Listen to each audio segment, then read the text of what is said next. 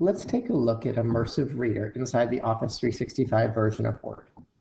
I've already typed some content onto the screen. Now I'm going to click on the word View and finally Immersive Reader.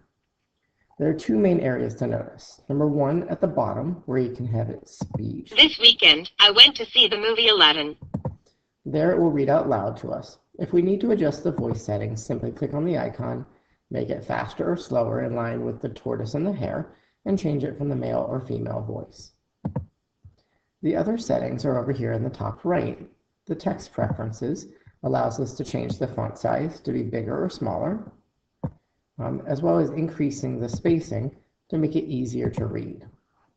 The next tab are the grammar options, which turns on syllabication, as well as labeling parts of speeches with different colors. The final component are the reading preferences, allowing us to see the line focus at a narrow 1 line, 3 lines, or larger amount, which would be 5 lines or more, which in this passage is the entire thing. And the last component is the picture dictionary. You'll notice this if I click on a word, I'll get a picture of it, and I can also listen to that word in isolation.